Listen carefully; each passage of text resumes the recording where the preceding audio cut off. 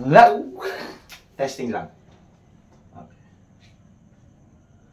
Hello kid, this is Sir Moy again. For today's lesson, we are going to discuss about permutation. Pero kung bago ka dito sa channel ko, please don't forget to subscribe and hit the notification bell para lagi kang updated sa mga math tutorial videos ko. Game? Game! Okay. Ano nga ba yung permutation? Simply, permutation is the arrangement of an object.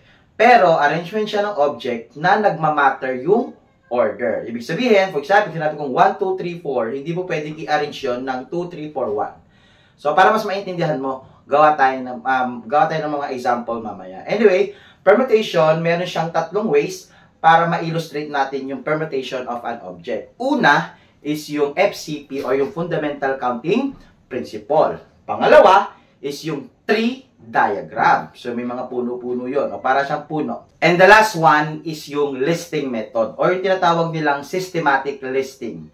So, unahin muna natin is yung FCP, is yung Fundamental Counting Principle. Okay, sa Fundamental Counting Principle, gagamit tayo doon ng factorial notation, yung may exclamation point. I have here an example. So, in how many ways can you arrange the letters A, B, C, and D? So, in how many ways daw? Ilan beses mo siyang pwedeng i-arrange? Pwedeng A, B, C, D, B, C, D, A, B, C. Para mas madali, since apat yan, napakadali lang yan. So, we have here 4 factorial. So, 4 factorial is simply 4 times 3 times 2 times 1, which is 12 times 2, 24 times 1, 24 ways. So, it means we have 24 ways on how we arrange these letters. Ang tawag dyan ay FCP.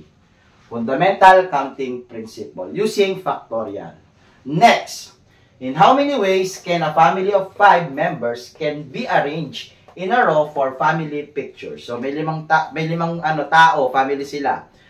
In how many ways daw silang pwedeng mag-arrange sa pagpipicture? So, since exact naman yung number, yung tao is 5, so ilan nilalagay natin? 5 factorial. So, 5 factorial is simply, yes, 120 ways. So, napakadali lang. So, next natin is yung tree diagram. Wait lang.